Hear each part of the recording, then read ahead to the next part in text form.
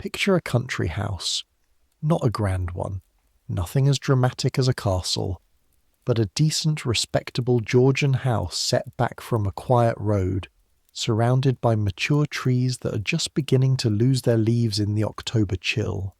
There's a garden in the front with gravel paths and a rose bed that has clearly been tended with care. The windows are large and evenly spaced. The stonework is clean. Someone has painted the front door a tasteful dark green.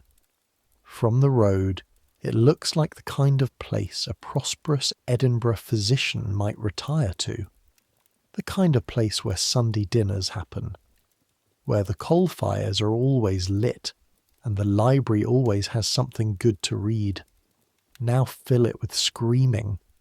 Not constant screaming, it comes and goes, but when it comes, it travels through the walls and down the corridors and into every room in the building, and you have never, in your 20 years of life on a sheep farm in the Scottish borders, heard anything quite like it. There's a woman on the second floor who hasn't stopped crying for 3 days. Not weeping. Crying steadily, methodically, as if crying is the only job she has left and she intends to do it properly. There's a man on the ground floor who speaks to people who aren't there, and sometimes they say things back to him that frighten him, and you can hear his fear in the pitch of his voice. There's the smell. Oh, there's the smell. Carbolic acid and something underneath it that the carbolic acid has not managed to cover. Human misery has a smell, as it turns out. You didn't know that before you came here. You know it now. That's Caldwell House, a private licensed house for the reception of lunatics, as the paperwork calls it, situated on the southern edge of Edinburgh, in the genteel and quiet suburb of Morningside, where the air is cleaner than in the old town and the residents are the sort who prefer not to be reminded that suffering exists. This is where you live now. This is where you work. Welcome to Edinburgh, October 1847. And I have to say, I make these history stories, and I genuinely cannot tell whether anyone actually sleeps to them or whether you are all just the kind of people who find 19th century psychiatric horror relaxing. Either way, I'm not judging. Get comfortable. Here we go. You arrived here 8 days ago on the carrier's wagon from Melrose, and the city nearly killed you before you got through the gates. Not literally. Nobody attacked you. It's just that nothing in your life had prepared you for Edinburgh. The smell first. The old town of Edinburgh has a smell that is... there's no gentle way to put this. It is the accumulated human output of 300,000 people living on top of each other in buildings that go up 6, 7, 8 stories because there's nowhere else to put everyone, and where the sanitation arrangements involve throwing things out of windows and hoping for rain. The locals call it the flowers of Edinburgh. That is a joke, obviously, or possibly not a joke at all, depending on whether you've lost your sense of irony along with your sense of smell. You came in from the south, through the Grass Market, which is a broad open square at the bottom of the Castle Rock, and even at 9 in the morning it was chaos. Market stalls selling livestock and second-hand goods, women carrying enormous bundles on their heads, ragged children running between the legs of adults, the smell of animal dung and coal smoke and the particular sweetness of a nearby brewery, and above all of it, above everything, the castle, sitting on its volcanic rock like it was placed there by someone who wanted to make a point about permanence, the city growing up around its base like moss around a boulder. You couldn't stop staring. Then someone stole the package off the back of the wagon, and you had to do a great deal of running to get it back, and by the time you arrived at Caldwell House your shoes were ruined, and you were 45 minutes late, and you had mud on your face that you didn't know was there, until Dr. Rutherford's housekeeper, a small, severe woman named Mrs. Gilchrist, pointed at your left cheek with one finger and said nothing at all. That was a week ago. Your name is William Affleck. Will, to everyone who doesn't want to sound formal about it. You're from Howick, in Roxburghshire, which is about 50 miles south of Edinburgh as the crow flies, though the crow presumably doesn't have to deal with the condition of the road after rain. Back home, you helped your father with the sheep. You went to the parish school until you were 13, which was more schooling than most boys in your position got, and you can read and write and do arithmetic, which is what qualified you for this position, because most of the other candidates apparently could not. The advertisement had said, attendant sought for residential establishment. Clean, sober, strong constitution required. Previous experience preferred, but not essential. You are clean. You are sober. You grew up lifting hay bales and moving sheep through mud, so your constitution is in fact quite robust. Previous experience? Experience doing what exactly? The advertisement had not been specific. You understood what the word attendant meant in the abstract. Someone who is present, watchful, helpful. What it did not mention was the screaming. What it did not mention was that strong constitution required meant not just physical strength, though you would need that more than you expected, but a particular kind of stomach. The ability to sit with something that horrified you and keep your face neutral. The ability to walk into a room containing a human being in the worst possible state of distress and say, calmly, "Good morning, Mrs. McAllister. How are you feeling today?" As if the question had an ordinary answer. You are learning. Slowly. 3 days ago. First week. Mrs. Drummond on the upper floor, 63 years old, committed by her 2 sons 8 months ago, who told the sheriff she was suffering from acute melancholia and was a danger to herself, threw a chamber pot at your head. She missed, but barely. You stood there in the doorway with water dripping from the wall beside you, and Mrs. Drummond looked at you with her bright, clear, absolutely furious eyes, and she said, "You're new. You look like a boy who's never seen anything." "I'm 20, you said. "Then start paying attention," she said. "You are.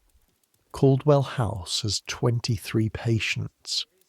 Not all 23 are here at any given moment. Some are permitted to take walks in the garden, supervised. Some are in Edinburgh itself, under the care of family members who have temporarily reclaimed custody for various social reasons. But the bedrooms hold 23, which is about as many as the house can manage before the proprietor, Dr. James Rutherford, would have to apply to the Board of Lunacy for a license extension. Dr. Rutherford is careful about his license. The 23 patients are divided, with a clarity that would be almost elegant if it weren't so merciless, into 2 categories. The first, the private patients, 12 of them. Here because their families pay for them to be here, not just paying well. A private room at Caldwell House costs between £50 and £120 per year, depending on the room, the amenities, and what the family will agree to. £120 per year is more money than your father made in 4 years of farming. The private patients have single rooms on the upper floors. The rooms have proper beds, not just a mattress on the floor. And some of them have their own furniture brought from home. 2 have small writing desks. One elderly gentleman has his own armchair and a small collection of books. They are allowed to walk in the garden. They receive proper meals served on proper plates at proper times. One woman receives weekly visits from a piano teacher who comes to the house to give her lessons. Because music, Dr. Rutherford says, has a calming effect on the disordered mind, and the family pays extra for this. The piano teacher arrives every Thursday at 2. The sound of the piano moves through the walls of Caldwell House and mixes with the crying and the shouting and the desperate murmuring, and it is one of the strangest things you've ever heard. A Beethoven sonata, imperfect but real, rising above the noise of human misery. The second category, the pauper patients, 11 of them, here because the parish has nowhere else to put them, and the parish pays Caldwell House a per-head fee to house them. The fee is, and you discovered this by accident, when you were asked to carry a ledger from Dr. Rutherford's study to his office, and the ledger fell open. The fee is 6 shillings a week per pauper patient. 6 shillings a week. This is less than you earn as a near attendant. You earn 8 shillings a week, which is itself not very much. 6 shillings a week per pauper patient, against £120 per year. That works out to around 46 shillings a week for a private patient. Let that sit with you for a moment. The pauper patients are on the ground floor, at the back of the house where the windows are smaller and the ceilings are lower and the floors are stone rather than wood. They sleep 2 and 3 to a room. In some rooms the beds are simply wooden planks raised off the floor on legs. The mattresses, where mattresses exist, are stuffed with straw that has not been changed since. You don't want to think about when the straw was last changed. The pauper patients receive 3 meals a day. Porridge in the morning, broth at midday, porridge again in the evening. The broth contains, on good days, some gristle and turnip. On less good days it contains mainly water and hope. They are not permitted in the garden without specific authorization from Dr. Rutherford, which he gives rarely. When you asked Angus, the senior attendant, who's been here for 6 years and has the look of a man who has made his peace with things that would destroy a lesser person, when you asked Angus about this, he shrugged his heavy shoulders and said, "The private patients' families pay for the garden, in a manner of speaking. That doesn't seem—" "No," Angus said, "it doesn't." And then he went back to mopping the corridor and didn't say anything more. Dr. James Rutherford is 51 years old.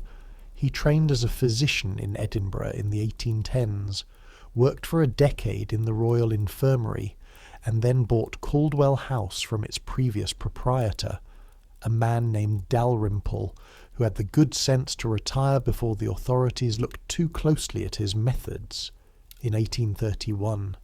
He is a tall man, thin in the way that suggests he has always been thin rather than having had something taken from him.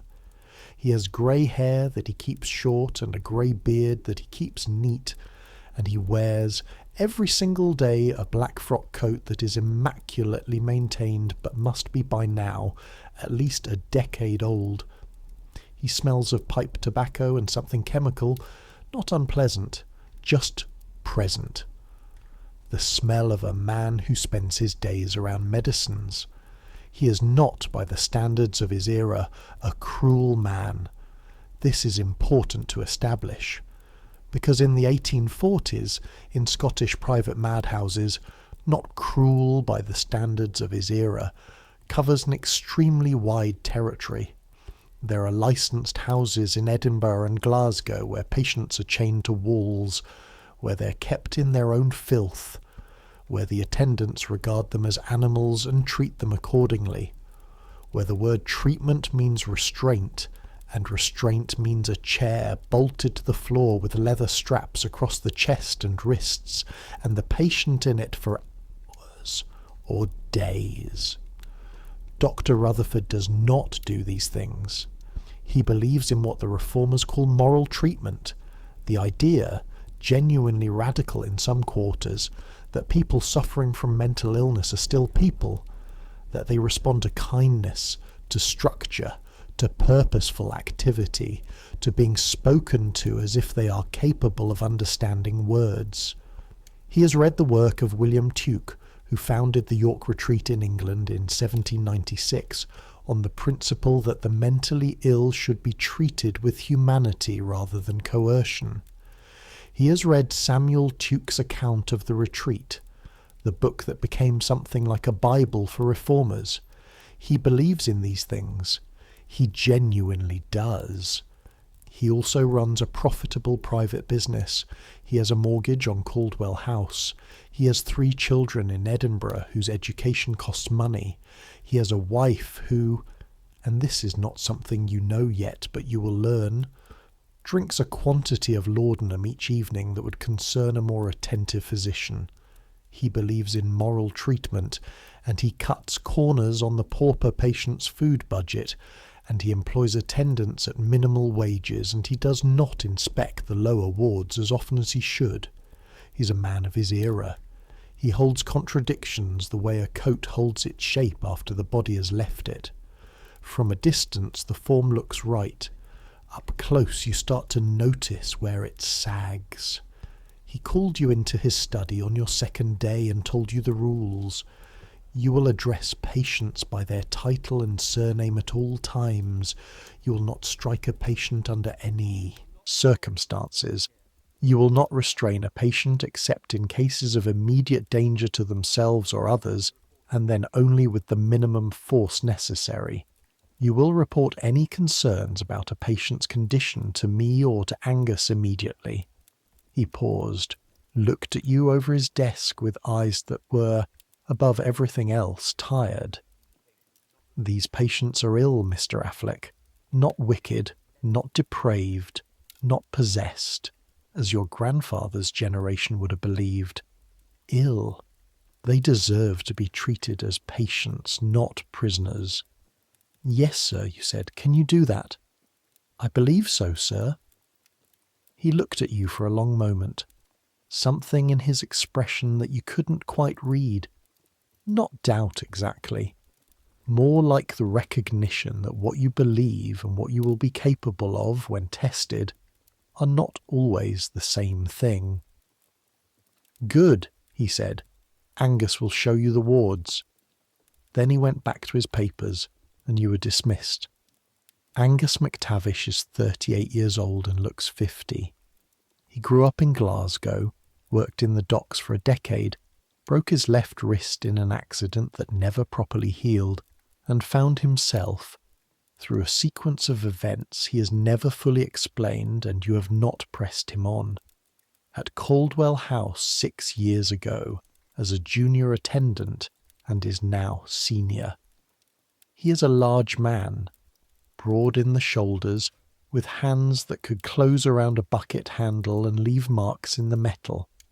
His face is broad too and largely unexpressive, which you initially read as stupidity and later understood as something else, the deliberate cultivation of blankness. The face of a man who has found that showing what he thinks tends to cause complications. He is not a gentle man, but he is not a cruel one either. What he is, you've decided, is careful, precise. He treats the patients the way you'd treat machinery. He didn't entirely understand, but needed to keep running, with respect for what it can do to you if it goes wrong. He taught you the morning routine on your first day. Upper ward first. Private patients. They wake early, some of them. You knock. Always knock. And you open the door and you say good morning and you check they've slept. Then you go down to the lower ward. You don't knock down there. You just check their breathing. You'd stopped. You just check their breathing? Aye. He said it flatly, as if this were completely ordinary. And if they're not, then you come find me. He had moved on before you could decide what to say to that. The morning routine takes about 45 minutes if everything goes smoothly, which it never does. Someone is always upset about something. Someone has not slept and needs attention. Someone has had an episode in the night that the night attendant, a young man named Rab who has the slightly glazed eyes of someone who is never quite fully awake, failed to document properly. On this particular morning, 8 days into your employment, the morning routine takes an hour and 20 minutes because Mr. Carstairs in room 4 has decided that the bowl of porridge you've brought him has been poisoned by his cousin Alexander, who died of cholera in 1843, and he will not touch it. Mr. Carstairs, you say, standing in the doorway. The room smells of stale air and the particular sour note of a man who has slept in his clothes. The window is small and east-facing, and the morning light hits the floor at an angle that is almost accusatory. It's not poisoned. I made it myself. There's no one else in the kitchen at this hour. You work for him, Mr. Carstairs says. He is 60, a former solicitor from Perth, and he has the remnants of what must have been considerable dignity. Straight back, careful hands, a way of arranging his face into something formal, even when what he's saying is completely untethered from reality. You're his instrument. I don't know your cousin Alexander, sir. I'm from Howick. I've never been to Perth in my life. That's exactly what he'd have you say. You set the porridge on the small table by the window. The bowl is chipped. You notice this when you are ladling from the pot. And the chipping is on the rim, which means you need to remember to tell Angus so it can be replaced, because chipped crockery can cut. And cutting, in this house, is something everyone is very careful about. I'll leave it there, sir, you say, in case you change your mind. It's cold this morning. The porridge will keep you warm. You leave. Behind you, you hear the small scrape of a spoon against a bowl within 40 seconds. Mr. Carstairs is hungry. He's always hungry. He just needs to have done the negotiation first. You learn these things. You file them away. They are the kind of knowledge that doesn't appear in any textbook, because there is no textbook for this. There is only time and attention and the specific education of living alongside suffering until you start to understand its grammar. The upper ward at 8 in the morning smells of coal fires. The attendants light them early because the private patients must not be uncomfortable, and the faint floral ghost of something like lavender water, brought in by one of the patients or perhaps by a visiting family member who wanted to be helpful. The lavender water doesn't help, but it's a kind gesture, and you've decided you respect kind gestures even when they're insufficient. Room 6 is where Mrs. Helen Cairns lives. She's been at Caldwell House for 7 months. She is 34 years old. She has dark hair going slightly grey at the temples, which she keeps pinned back in a style that suggests she has not entirely given up on the idea of appropriate appearance, though her dress, a grey wool that was clearly well made at some point and is now simply clean, is several seasons behind what would be fashionable. Her husband, Mr. Andrew Cairns, a merchant in the linen trade from Leith, committed her to Caldwell House in March. The reason listed in her papers is hysterical mania with dangerous tendencies. Dangerous tendencies sounds alarming. When you asked Angus what this meant, he looked at the floor for a moment and then looked back at you and said, "She threw a Bible at her husband," a pause, "because he was going to sell the house that her father left her, without asking her. He needed money for a business venture, and the house was in her name. Her father was a careful man, and she found out and she threw a Bible at him, hit him in the shoulder. And he had her committed for that." Angus shrugged. The shrug said a great deal. The shrug said, "In Scotland in 1847, A man can have his wife committed to a licensed house on the testimony of 2 doctors, both of whom he pays if he needs her out of the way for reasons he'd prefer not to discuss openly. You knocked on Mrs. Cairns's door at 7:45 that first morning. "Good morning, Mrs. Cairns. I'm the new attendant. My name is William Affleck." There was a pause from inside the room. "Come in then, William Affleck." She was sitting at the small writing desk by the window, which looked over the garden. A garden brown and going towards winter, but still a garden, still a view of things growing. She had a piece of paper in front of her and a pen in her hand, which she had clearly been using. "Are you allowed to write?" you asked, before you could stop yourself. She looked at you with an expression that was somewhere between amusement and resignation. "Dr. Rutherford permits it," she said. "He considers it therapeutic, though I notice my letters are collected before they leave the house." I didn't know that." "You will," she said. She put down her pen, looked at you with the clear focused attention of someone who has spent 7 months with very little to look at, and has become extremely good at looking. "You're young. You're not from the city. You look frightened." "I'm 20, you said. "You said that to Mrs. Drummond as well," she said. "I heard through the wall." A small pause. "You're from the borders?" "Hawick, I thought so. The vowels." She turned back to the window. "The garden will be lovely in spring, I'm told. I'm hoping to see it." And something in the way she said it, the careful, contained hope in it, the implication that her hope was a delicate thing that needed to be held lightly, made your chest do something that you couldn't quite name. You left her to her writing, but you thought about what she had said for the rest of the day. The lower ward is a different world. You descend the back stairs. The private patients use the main staircase. The pauper patients and the staff use the back stairs, which are narrow and smell of damp plaster, and the air changes before you've reached the bottom. The warmth of the upper floors doesn't reach here. Even with a fire in the common room, the lower ward has a baseline cold that comes from the stone floors and the stone walls, and the windows that face north into a high-walled yard where the light arrives grudgingly and leaves early. The lower ward has 11 patients in 5 rooms. Room L1 has 4 women.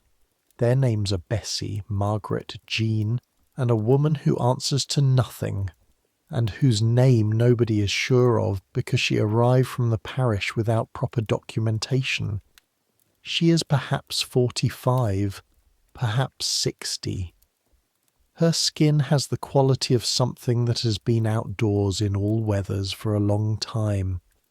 She sits in the corner of the room every morning in the same position, back against the wall, knees drawn up, hands folded, and she watches everything that happens in the room with the steady, patient attention of an animal that has learned that sudden movements attract violence. You do not know her history. Nobody does. You bring the porridge. You set it down. You say, "Good morning." Bessie responds cheerfully, because Bessie is one of those people whose baseline seems to be cheerfulness regardless of circumstances, which given her circumstances strikes you as either resilience or a symptom, you're not sure which. Margaret responds grudgingly, because Margaret is grudging about everything and treats every morning as a personal affront. Jean doesn't respond at all because Jean has been catatonic for 3 weeks. She is breathing. She is eating when food is put in her mouth. She is, as far as anyone can determine, alive in every technical sense. But Jean is somewhere else, and wherever she is, it is not here. The woman with no name looks at the bowl, looks at you, reaches out her right hand. Rough, with cracked skin across the knuckles, the hands of someone who has worked outdoors their whole life. and takes the bowl. She eats. She doesn't look at you again. You have learned in 8 days that this is progress. On your 5th day, Angus sends you to the apothecary on the high street to collect a parcel of medicines. You know where the high street is. More or less, you say. He looks at you in a way that suggests more or less is not very reassuring. He takes a sheet of paper from his apron pocket and draws you a map. It is not a sophisticated map, but it is clear. Down the lane to Morningside Road, north along the road toward the city, through the toll cross, up the grass market, up the Westbow to the high street. Don't go through the Cowgate, he says. Not alone. You want to ask why. You don't ask why. You take the map. Edinburgh, October, 9:30 in the morning. The city hits you differently than it did when you arrived. Possibly because you're on your own now and moving at your own pace rather than clinging to the side of a carrier's wagon. Morningside at this hour is almost country quiet. The road south of the city centre, lined with respectable villas and the occasional larger house behind its screen of trees. Leaves down on the pavement. You can hear them scrape under your boots in the wind. The sky above is the particular pewter grey of Scotland in autumn, the kind of sky that isn't threatening rain so much as implying it, the kind of sky that has made up its mind and is waiting for you to catch up. As you walk north, the city thickens around you. Buildings get taller, streets get narrower. The air picks up layers, coal smoke mostly, the thick domestic smoke of 50,000 fires lit against the October chill, but underneath it the city's other contributions. Waste water. Something dead somewhere near the grass market. The warm, sweetish smell of the brewery on Cowgate that drifts over the south side of the ridge. The grass market is busy at this hour. A horse market at one end. 6 animals being walked in circles while buyers circle them in turn, doing the slow, experienced assessment of animals they've done all their lives. A row of market stalls along the south wall, vegetables, second-hand clothes, pots and pans, a woman selling something from a large pot that smells of oats and very old meat. Children everywhere, some of them helping at stalls, moving with the quick efficiency of children who have grown up working. Some of them simply existing in the margins of the market, watching, calculating, looking for opportunities. A boy of perhaps 10 catches your eye and holds your gaze just long enough for you to grip your coat pocket instinctively. The boy smiles, actually smiles, like you've paid him a compliment, and moves on. You've heard about Edinburgh pickpockets. They are, by consensus, extremely good at their work.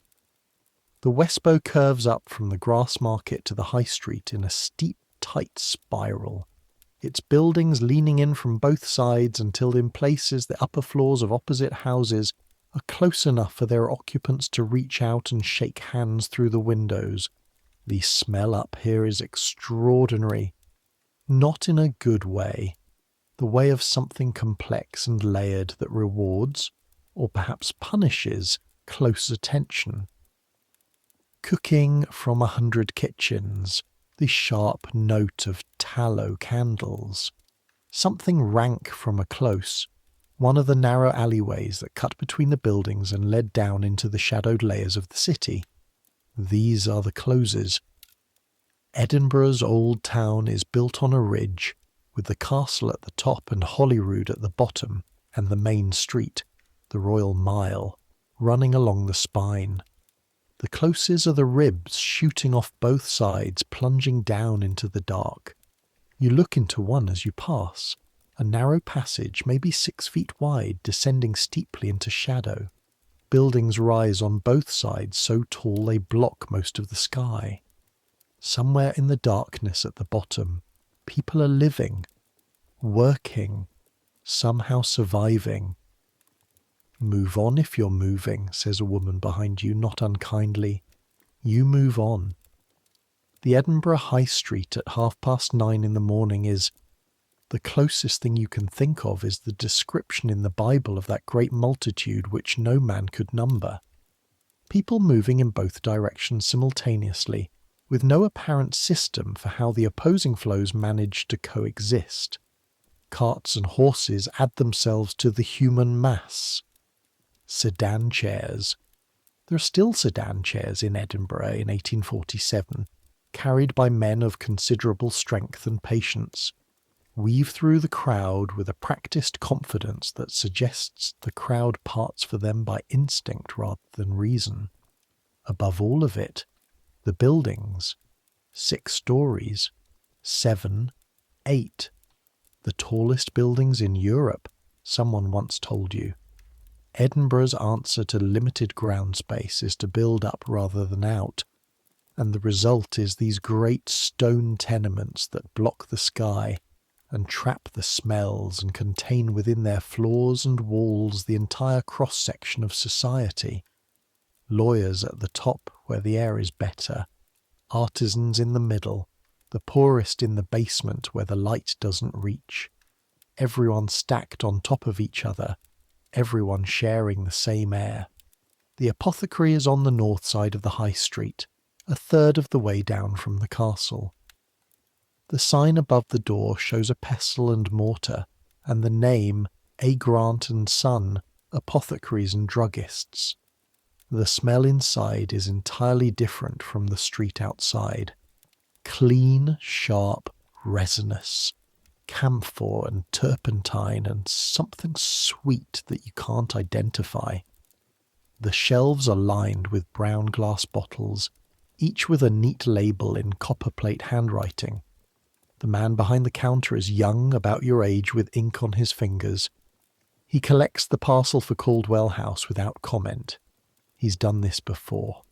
He hands it over with the practised efficiency of someone who has learned that discretion is part of his business. You tuck it under your arm. You have 45 minutes before you need to be back. Angus didn't say this explicitly, but he implied it in the route he drew. And 45 minutes feels like wealth when you've been inside Caldwell House for 5 days. You go to see something you've been told about.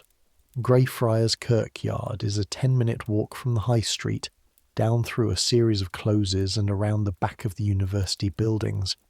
You'd heard about it from Angus, who mentioned it with a tone that suggested you should go at some point, though he hadn't been specific about why. The kirkyard is old. Properly old. The church was founded in 1620 on the grounds of a Franciscan friary that went back to the 1400s, and the graveyard has been accumulating its residents ever since. The monuments range from modest flat stones to elaborate baroque structures, carved cherubs, skulls with wings, the whole vocabulary of Scottish Presbyterian death rendered in Lothian sandstone. The air here is cleaner than the High Street. The trees along the walls, still holding some leaves, orange-brown, break the wind and trap something almost like quiet. You walk along the paths between the graves, and you read names and dates, and the cautious inscriptions that say things like, beloved husband and merchant, whose integrity was above reproach, and the sure and certain hope of the resurrection, and occasionally on the older stones, simply a name and 2 dates with the dash between them that contains an entire life. You stop at one stone that reads, "Here lies a man who served faithfully and was not greatly noticed." You don't know why this one stops you, but it does. You stand there for a moment in the October cold, with the sound of Edinburgh coming over the wall, the constant low-frequency rumble of a city of 300,000 people going about their business, and you think about what faithfully means and whether greatly noticed is what any of it is about. It's a strange thing to think about at 20. But then you've been in a house full of people that the world has decided to put away, and the world's decisions about who gets noticed and who gets filed and forgotten are pressing on you in ways you didn't anticipate. You're late by the time you get back.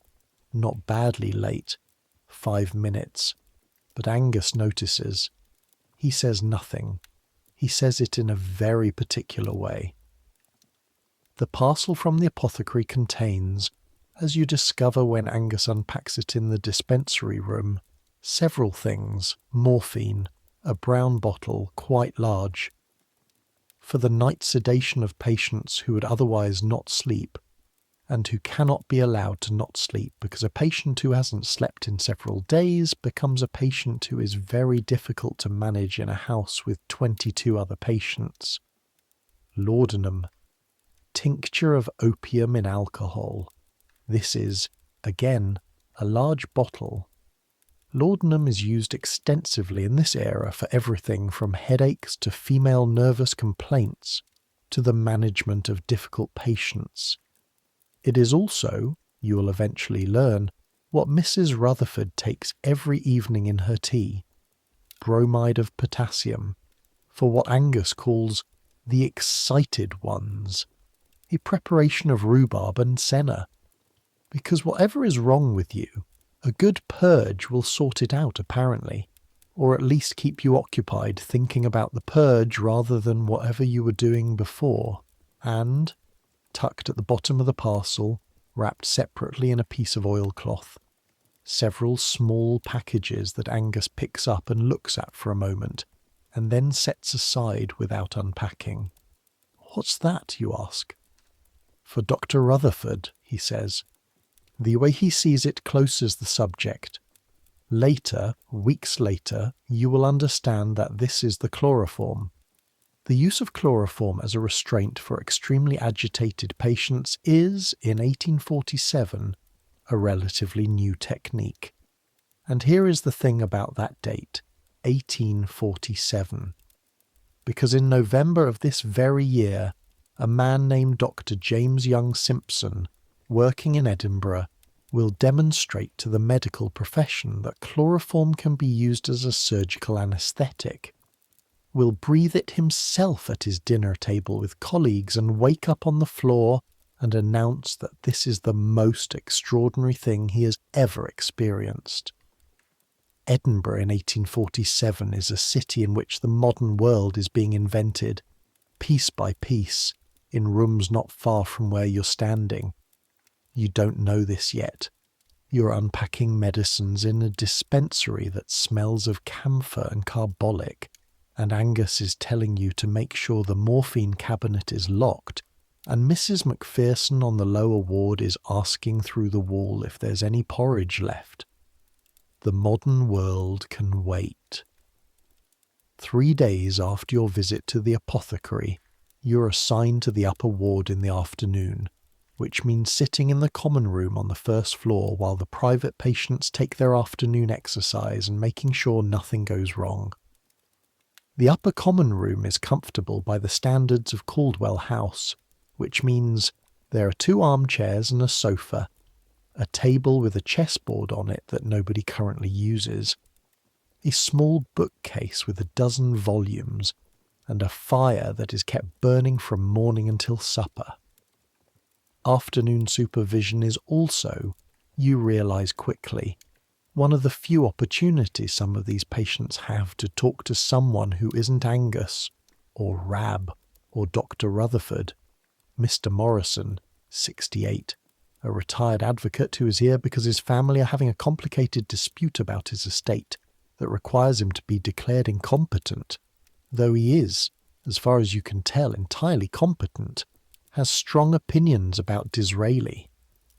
He shares these opinions with you for 40 minutes on a Tuesday afternoon with the precision and energy of a man who spent 40 years making his living through the quality of his arguments. The man has no principles, Mr. Morrison says, only positions. There's difference. Principles are what you hold when holding them cost you something. Positions are what you take when they're useful and abandon when they're not. You understand me, young man. I think so, sir. No, you don't yet, but you will. When you've lived a bit more, you'll understand what it costs a man to maintain a principle. He pauses, looks at the fire. I'm here because I told my son that I intended to leave a third of my estate to the Scottish Society for the Prevention of Cruelty to Animals, which he considers both eccentric and wasteful, and he has chosen to interpret my eccentricity as evidence of mental deficiency. He looks back at you. What do you think of that? You think of several things simultaneously. You think, this man is not mad. You think, I have no idea what the law says about any of this. You think, he is watching me to see if I will say something honest. I think, you say carefully, that us animals can't speak for themselves. Mr. Morrison looks at you for a long moment. Exactly, he says. Miss Dalziel is 39 and has been at Caldwell House for 11 months. She was committed by her brother following a period of what her admission papers describe as acute religious excitement, which the notes clarify as she attended church 5 times in a week, gave away 3 dresses and a silver bracelet to the poor, and declared that she had received a personal communication from the Almighty. In another era, or another social context, this would have made her a saint. In Edinburgh in 1847 it made her a problem. She is, you discover, one of the more consistently pleasant people in the building, not because she's recovered. She still occasionally describes conversations she has with spiritual presences that aren't visible to you, but because the spiritual presences she converses with are apparently kind. They're not frightening, she tells you one afternoon, very matter-of-factly, the way you might describe your neighbours. Some people's are frightening, mine aren't. I think it depends on who you are inside. The presences reflect the inside of your soul. Have you said that to Dr. Rutherford, you ask? He writes it down, she says. He writes everything down. I don't think he believes in it, but he's a good listener. She gives you, on your 7th day, a small card with a passage from the 23rd Psalm written on it in a precise and lovely hand. In case you need it, she says. You put it in your coat pocket and forget it's there, and you find it 6 weeks later, and it is, as it happens, a day when you do need it. You find yourself returning to Mrs. Cairn's room in the mornings with something that you're careful not to examine too closely. You knock. She says, "Come in." You bring her porridge, which she eats with the focused, systematic attention of someone who has decided that maintaining physical strength is a form of resistance. You ask how she slept. She tells you, accurately and without drama. You ask if she needs anything. She usually needs paper. She writes a great deal. The letters, as she told you on your first meeting, are collected before they leave the house. This is standard practice. Dr. Rutherford reviews all correspondence from patients and sends on what he considers appropriate, which means letters to family members that express no complaints and contain no requests for legal assistance. You discover the file of unsent letters by accident when you're cleaning the study one morning and the cabinet is left unlocked. You don't read the letters. You close the cabinet without touching anything inside it, but you know the file exists. What do you write? You ask her on the 10th day. Not the letters. You understand those. But the other writing, the pages that stay in the room, that she keeps in a small stack under the Bible on her desk. She looks at you. She's deciding whether you can be trusted. Observations, she says, about this place, about who's here and why, about what is actually happening here versus what's officially happening here. And you think, I think I'm not the only person in this building who is here for reasons that have nothing to do with the condition of their mind, she says. I think Mr. Morrison should be talking to a solicitor, not to his son's paid physician. I think Miss Dalziel needs a minister, not morphine. She looks out the window. The garden is brown and stark. A single crow is sitting on the wall. I think my husband needs my signature on a document that I have not signed, and until I sign it, or until he finds another way, here I will remain. A pause. What is the document, you ask? She turns back to look at you. The deed of conveyance of my house. The house your father left you.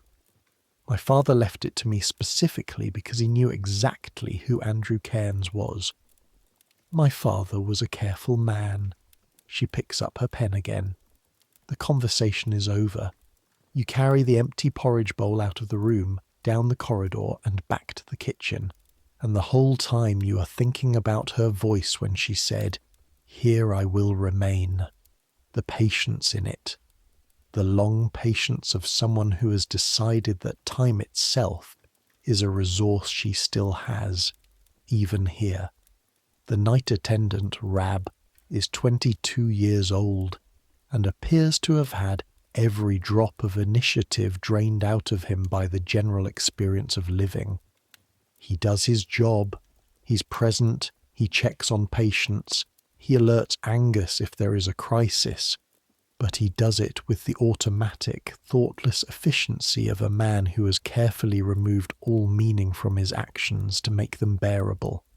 He's explained this to you, in so many words, over the supper table one evening.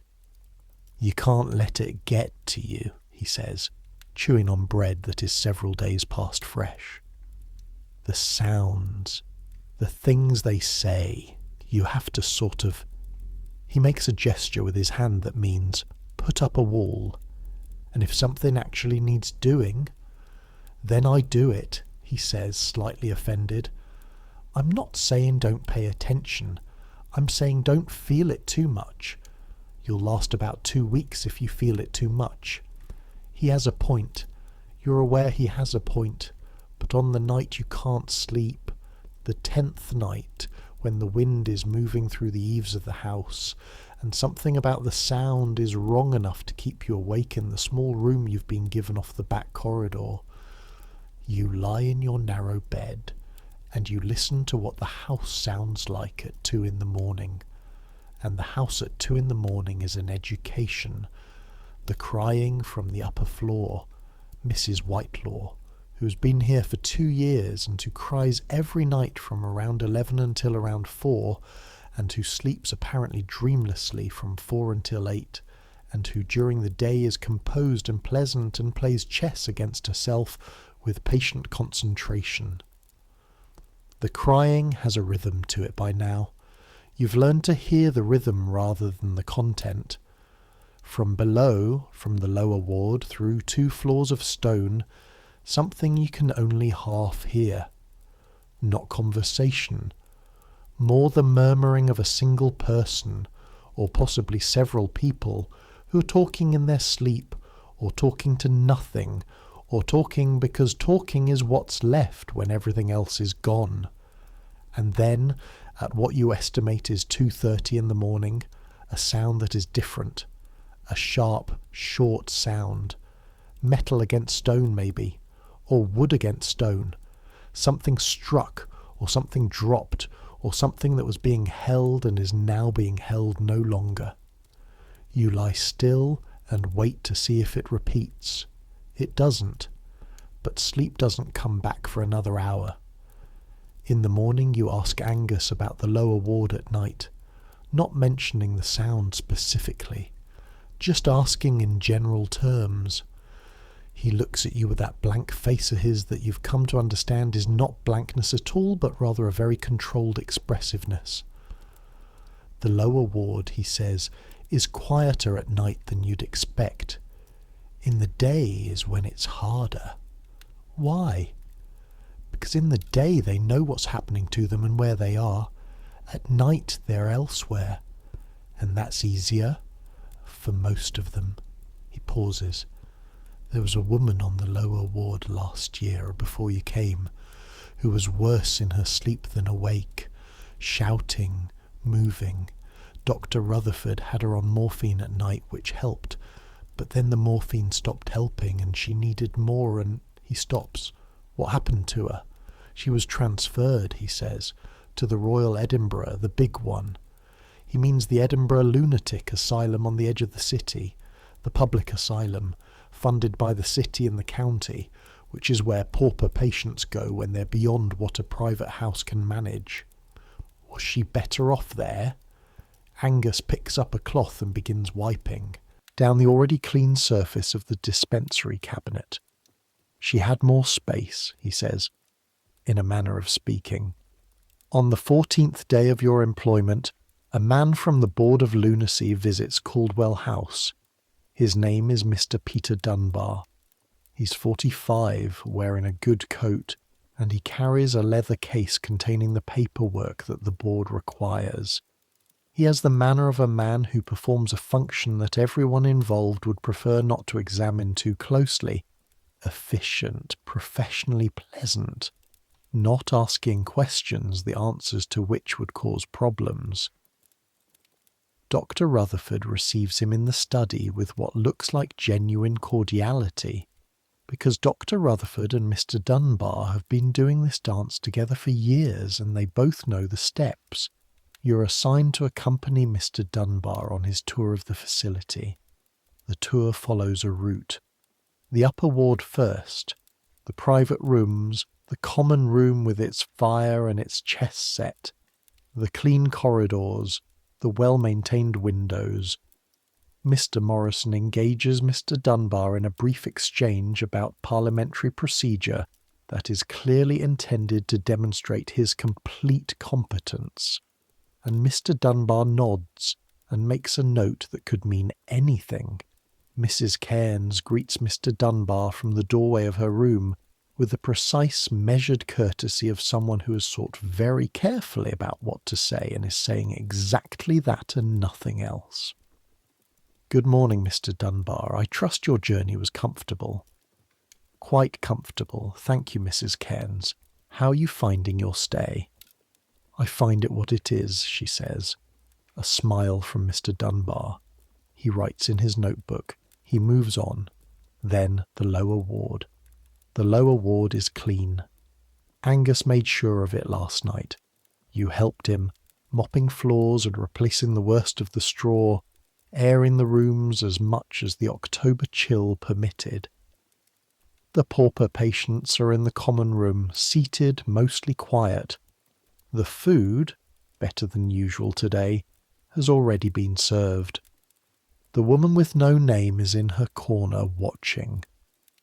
Mr. Dunbar moves through the lower ward quickly. He asks Angus about the standard of care, the number of restraints used in the past month. None, Angus says. This is true. The medical attention received by each patient. He writes in his notebook. He does not ask about the straw mattresses. He does not ask about the 6 shillings a week.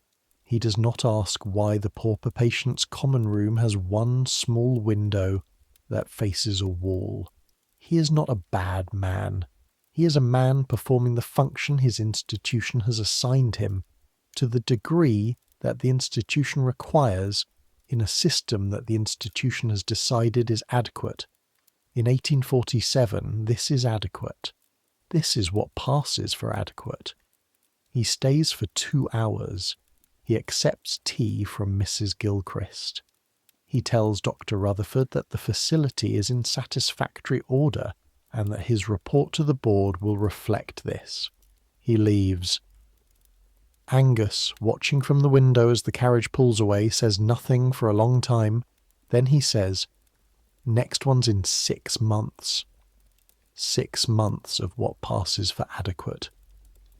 Does it always go like this, you ask? Every time, he says. On the 23rd day, a visitor comes for Mrs. Cairns. You know about this in advance because Mrs. Gilchrist tells you at breakfast that Mr. Cairns will be visiting his wife at 2 o'clock, and that you are to be present during the visit in the reception room on the ground floor to serve as what she calls a proper witness. She says this in a way that suggests the definition of proper witness is not the straightforward one. You understand, when you think about it, that you are being asked to be a witness to something that someone wants witnessed. The question is, who wants this witnessed, and what do they want witnessed happening? Mr. Andrew Cairns arrives at 2:05. He is 40, perhaps 42, handsome in a solid, prosperous way, the handsomeness of a man who has always had enough to eat and never had to worry very hard about anything. He dresses well. He has the easy authority of someone who is accustomed to rooms arranging themselves around his arrival. He looks at you once when he enters and then ignores you completely, which is the correct response to an attendant in 1847. Attendants are furniture. Furniture doesn't have opinions. Mrs. Cairns comes downstairs with that straight back and those careful hands, and she looks at her husband the way a person looks at a cliff face they are going to have to climb, with clear-eyed calculation, not hatred, but not warmth either. "Helen," he says. "Andrew," she says. There is a small table between them with the document on it. The document is already there, placed there by Mr. Cairns before his wife's arrival. You notice Mrs. Cairns noticed the document. Her expression doesn't change. "I've come to discuss the arrangements," he says. "I see that." Dr. Rutherford feels.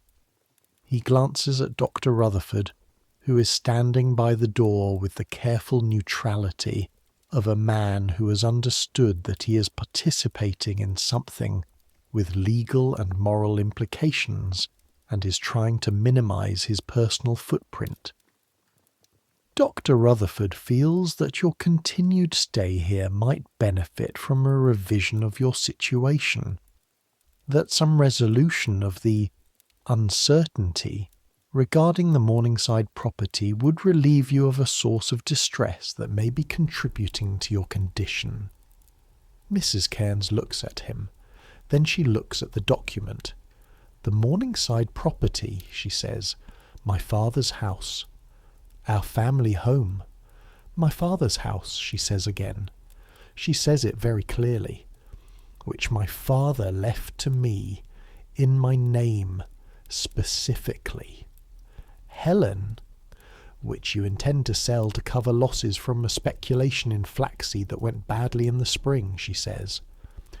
"Which your brother-in-law Thomas is aware of, and which your solicitor is aware of, and which I became aware of in February when I found the correspondence in your desk, at which point I told you that I would not sign any document relating to my father's property without independent legal advice, which you declined to permit, at which point you chose this." She glances briefly around the room and then back at him. "This solution." The room is very quiet. You're standing by the wall. You are furniture. You are watching. Andrew Cairns' face has changed. Not into anger. The anger is there, but it's controlled, because he is a man accustomed to the exercise of controlled anger, which is more frightening than the uncontrolled kind. What's underneath the anger is something that looks, if you're reading it correctly, like calculation, the redoing of numbers that haven't come out right. "The document only requires your signature," he says, "and then I can begin the process of having you released from here. You've been here long enough.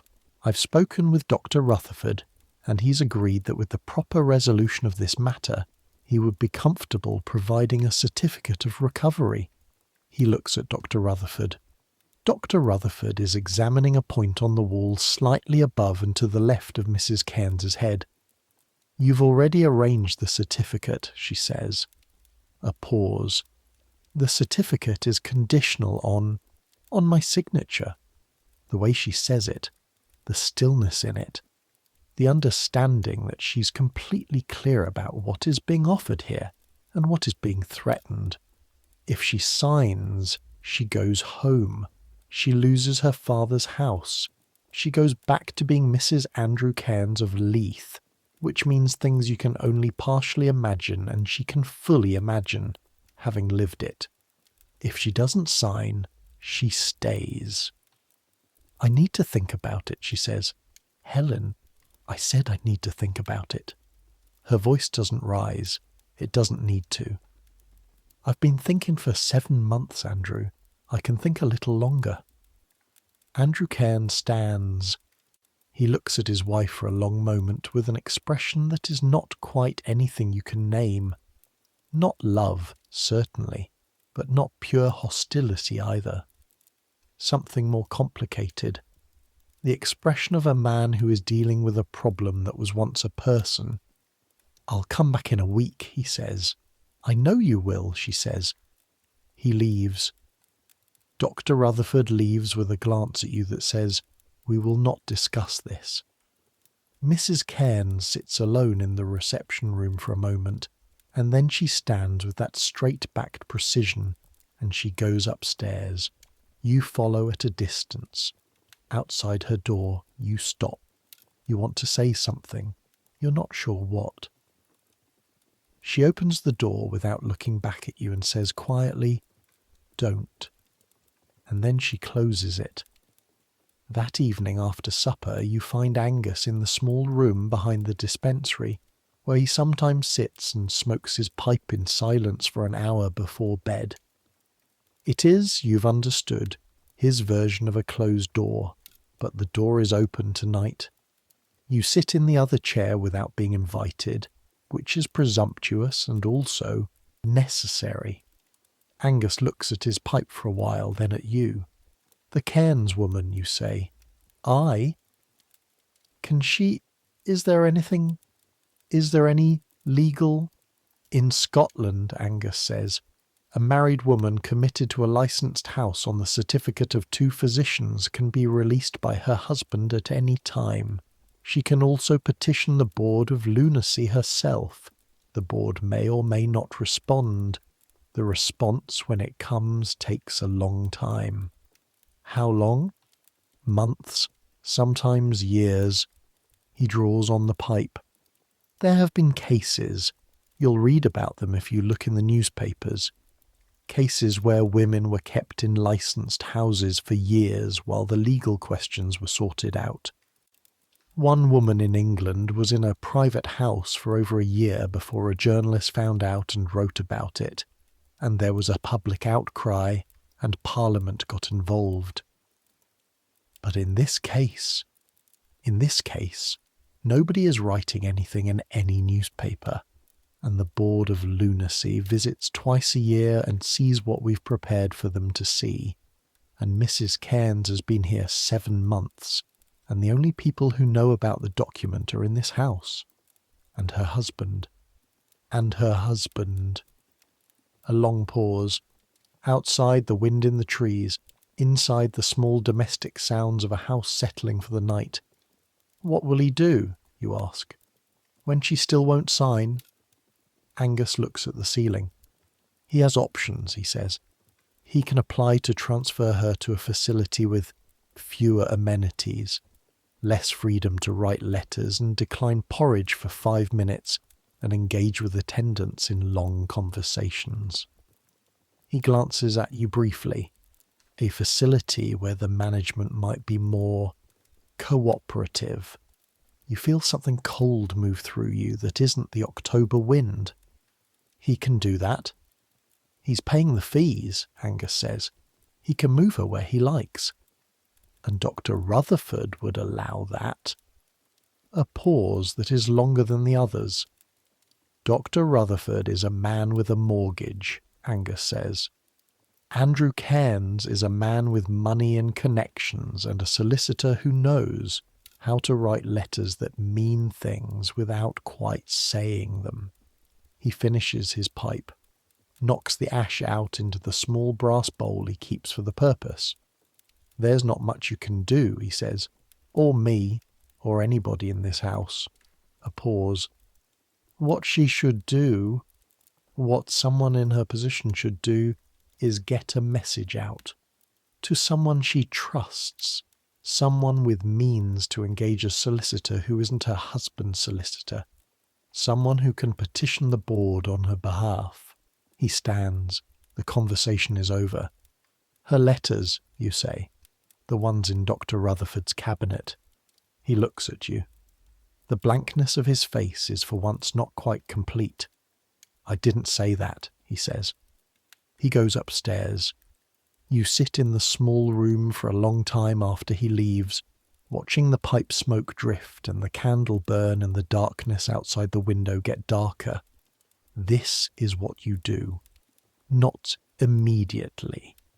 You think about it for 3 days, because you are not foolish enough to think that this is simple, and because you are 20 years old and new to this city, and you are aware that what you are contemplating could cost you your position and your reference and the goodwill of the only powerful man who knows your name in Edinburgh.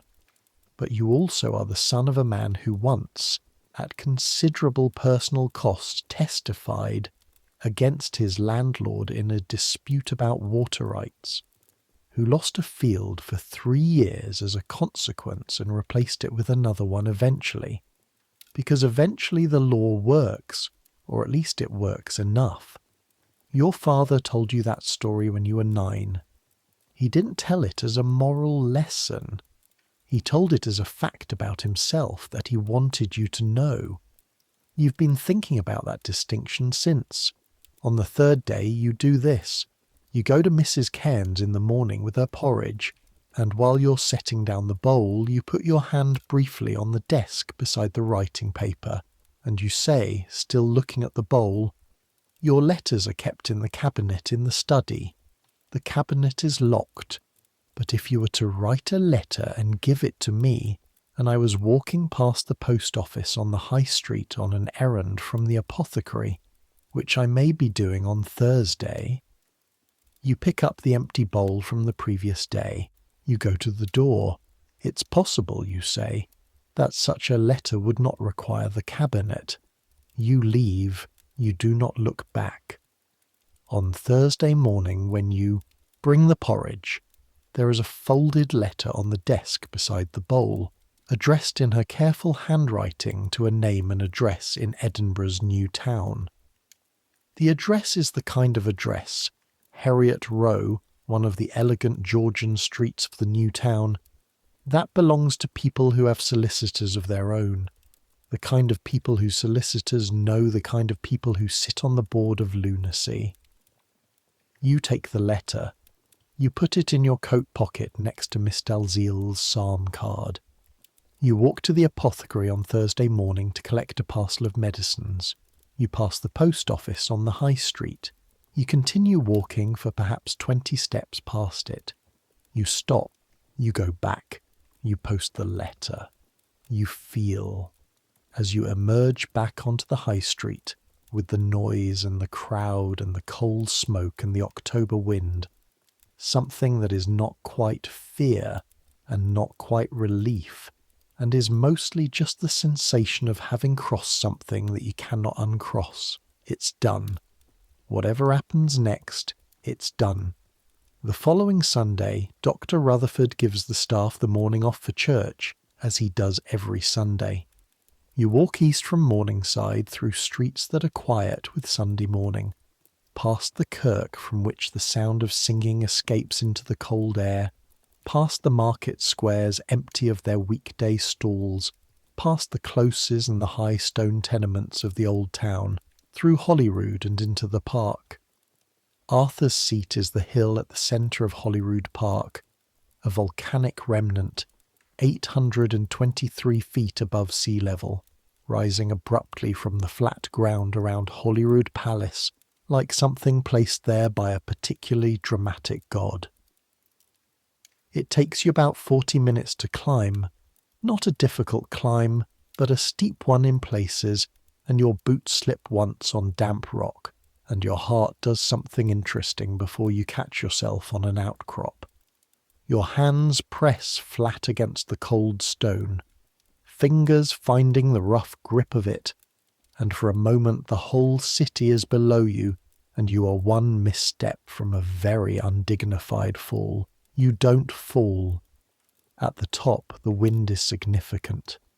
You stand on the summit with your coat pulled close and the breath going out of you in clouds, and you look out over Edinburgh and Scotland and the Firth of Forth, and somewhere beyond it the kingdom of Fife. Edinburgh from above is different. You've been in it for weeks now, navigating its streets and its smells and its crowds, developing a working map of it in your head.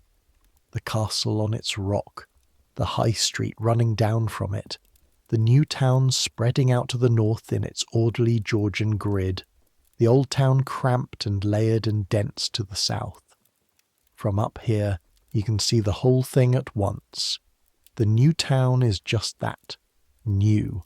The streets are wide and regular, the buildings pale stone and Georgian proportion, the whole area laid out like a drawing that someone has managed to turn into architecture.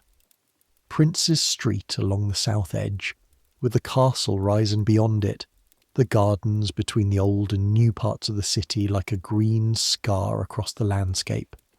The old town, cramped, dark, rising on its ridge, is right there beside it, not far, half a mile, but so different it might as well be a different century, which, in a sense, it is. Edinburgh in 1847 is a city conducting two conversations simultaneously, one about the future, about industry and science and reform and the railway that arrived at Waverley 4 years ago, and the anaesthetics being demonstrated in the university, and the grand new institutions being built across the new town, and one about the past that is still everywhere in the old town, in the poverty and the disease and the overcrowded tenements and the places like Caldwell House, where the people the new city doesn't know what to do with are quietly filed away. You can see both from here. To the north, the Firth of Forth glittering in the Sunday morning light, ships at anchor in Leith roads, the hills of Fife on the far shore, brown and grey, exactly like the hills you grew up under, and the sight of them does something to your chest that is very specifically the sensation of missing home without wanting to go back. To the south, the fields and farmland fading into the autumn haze. Somewhere down there is the road to Melrose, to Hawick, to the sheep farm and the parish school, and the life you left 8 weeks ago. To the west, the city and the castle and the smoke. To the east, the sea. You stand there in the wind for a long time. You think about Mrs. Cairns at her desk writing, about Mr. Morrison and his principles, about the woman with no name in her corner, about what Angus said about the cabinet and what you did on Thursday. You think about your father on the witness stand telling the truth about the water rights at cost to himself.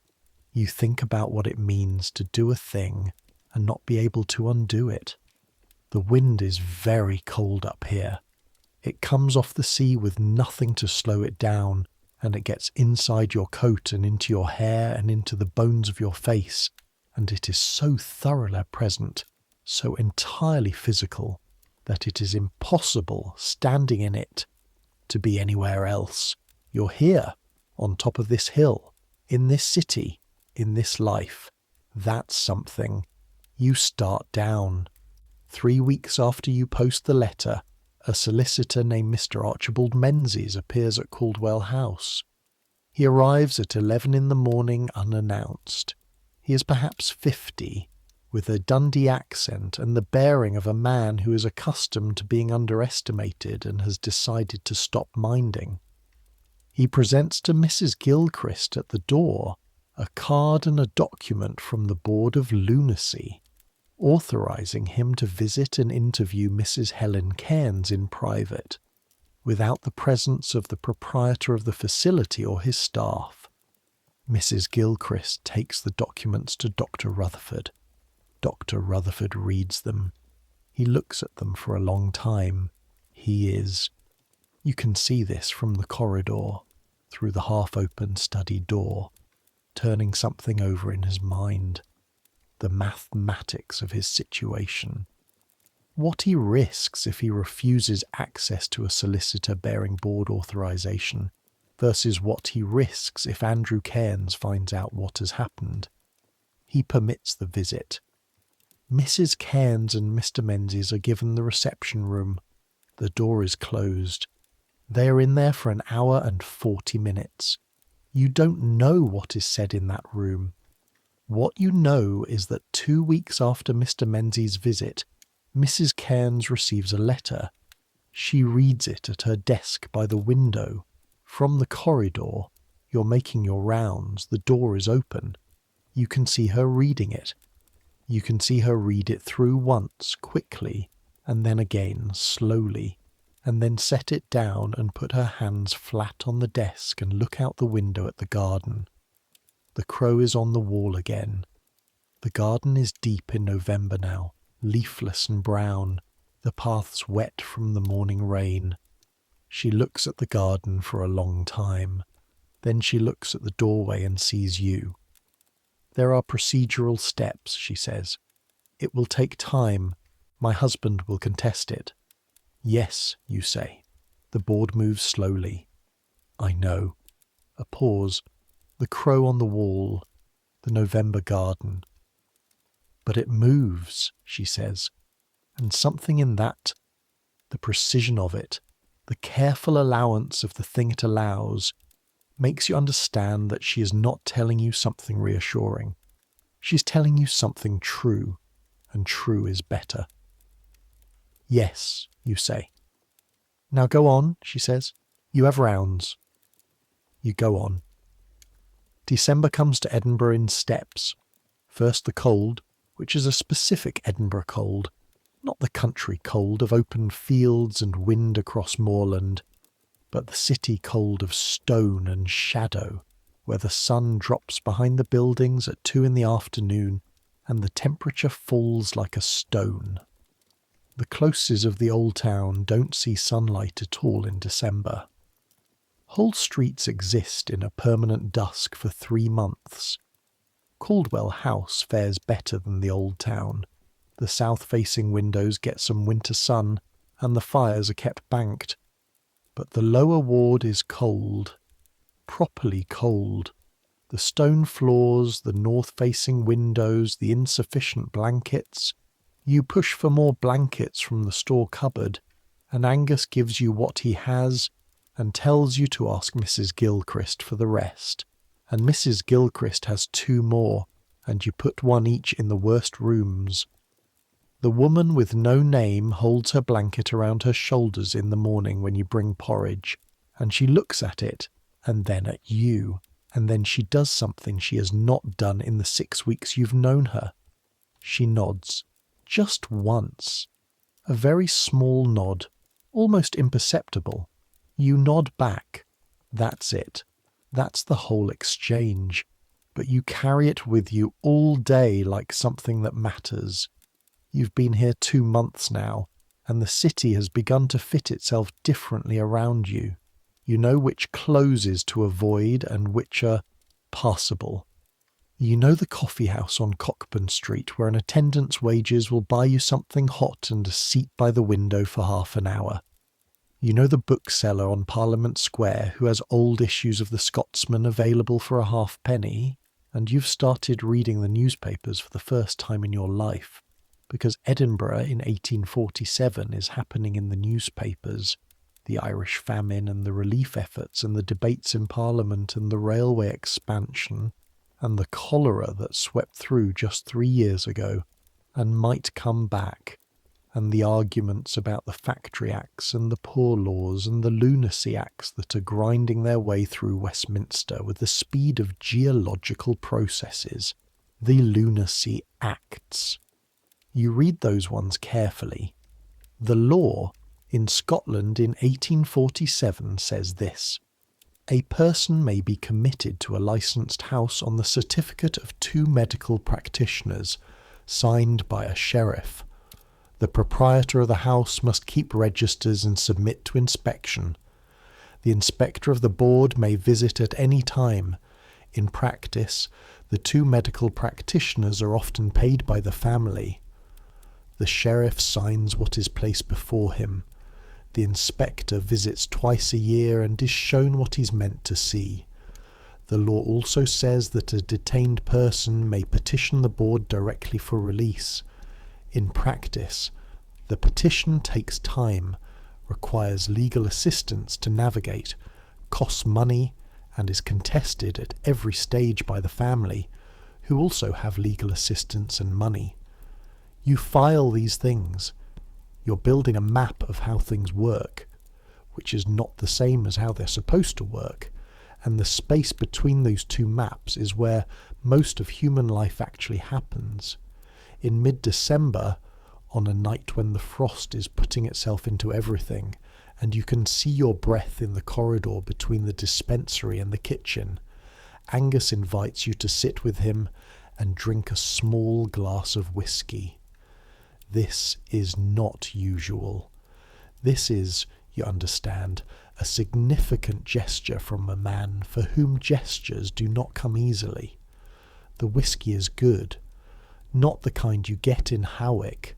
This is something older and smoother, with a peat note at the bottom that sits in the back of your throat and warms you from somewhere central.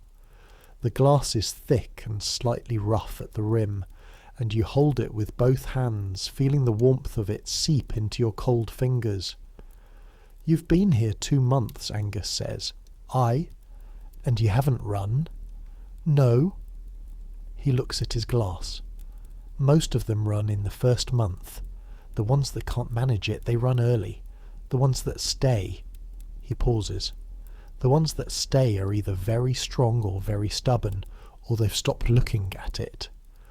"Which one are you?" you ask. He considers this with genuine care. "All 3 at different times," he says. "And there's a 4th one. There's the ones who stay because they think they're doing something. Being present here matters to the people in this house. You understand me.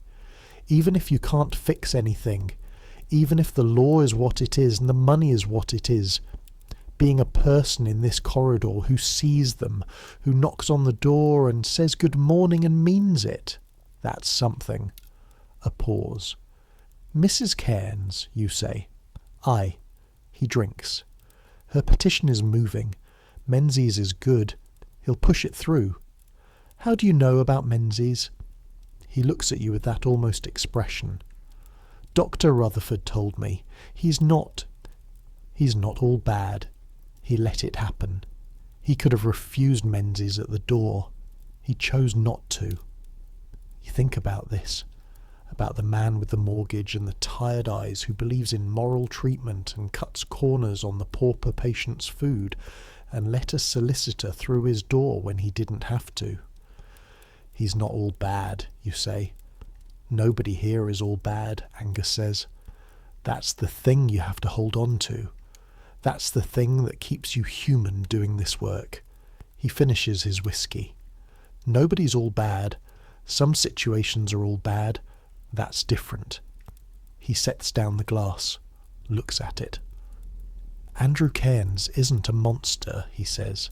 "He's a man who married a woman whose father was cleverer than he was, and he got himself into financial trouble, and he needed a solution, and his solution was a bad one, and now he's too far down that road to turn back. That doesn't make it right. It doesn't make it legal, and Menzies will make that clear to the board, but it makes it human, recognizable. That makes it worse," you say. He looks at you. Something in his face that you've not seen before. Not quite a smile, more the memory of one. "Aye," he says. "It does." In the lower ward there is Bessie. Bessie is 43 years old. She's from Leith, practically next door, Edinburgh wise. She was committed 4 years ago by the parish authorities following a series of events that, as she's told you in cheerful and comprehensive detail over multiple mornings, involved losing her position as a laundrywoman, a period of sleeping rough near the docks, several episodes of what she calls the black time, where she didn't come out of whatever she was in for days at a stretch, and one episode where she stood on the Leith Pier and told anyone who would listen that she could hear the fish singing. Could you asked, on the morning she told you this. She considered the question with the same cheerfulness she brought to everything.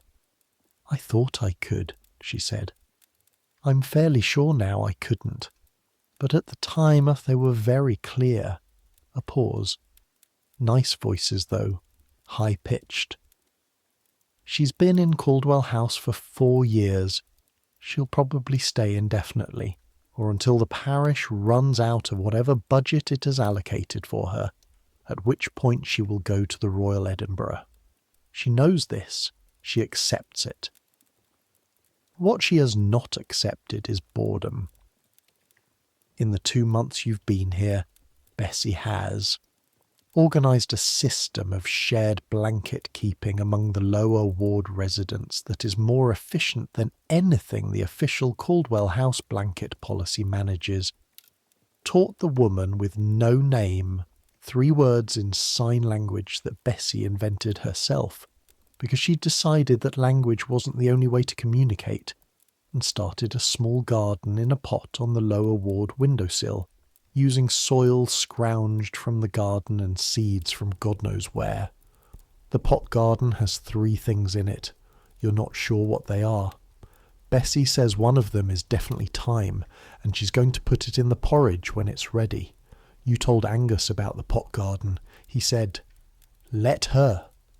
And then, get her a bigger pot. You got her a bigger pot.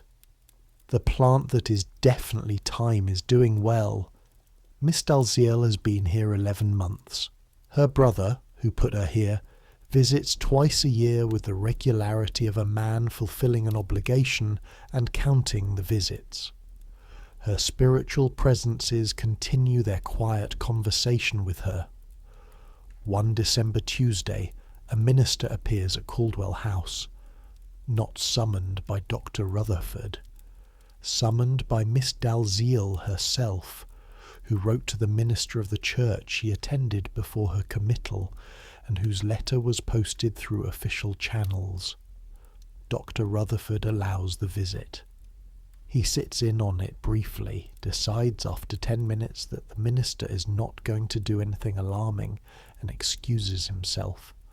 The minister, Reverend Finlay, grey-haired and deliberate, the kind of minister who has been a minister long enough to have stopped being surprised by anything human beings do, sits with Miss Dalziel in the upper common room for an hour.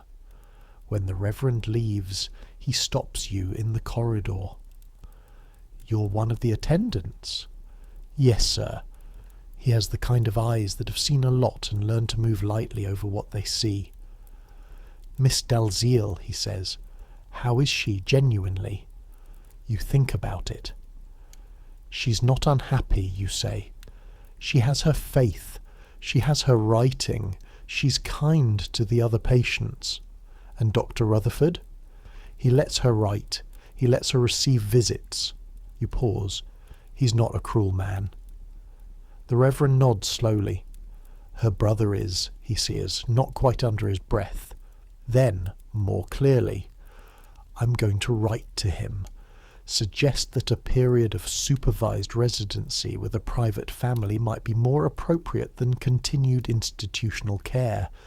I know of a family in Morningside who've done this before. Will he agree? He'll object loudly and agree quietly if it reduces his fees, the Reverend says, with a calm practicality that you find unexpectedly reassuring. Money has a remarkable clarifying effect on principle. He puts on his hat, pauses. You're doing good work here, he says, in a place that makes good work difficult. Keep doing it. He goes. Miss Dalziel, when you check on her in the afternoon, is sitting in the armchair by the fire with her hands folded and her eyes closed and a small private smile on her face. You don't disturb her. Christmas and New Year come to Edinburgh, with a particular Scottish combination of official solemnity and unofficial chaos. In Caldwell House, Christmas is marked by a slightly better dinner, roast mutton for the private patients, slightly better broth for the lower ward, and by candles in the corridor, and by a visit from a group of carol singers from the local church who stand in the garden for 20 minutes in the December cold and sing into the lit windows. The carol singing is strange, beautiful and strange. You stand in the corridor and listen to the sound coming in, and through the wall from the upper ward you can hear Mrs. Whitelaw's crying pause for the duration of the singing and then resume when it stops. Mr. Morrison, passing you in the corridor, says, "It's a decent enough gesture," somewhat offset by the fact that the church also provides 2 of the 3 sheriffs who sign committals in this city. He is not wrong, but you look at the candlelit windows and the garden and the sound of the singing in the cold air, and you allow yourself briefly to find it decent.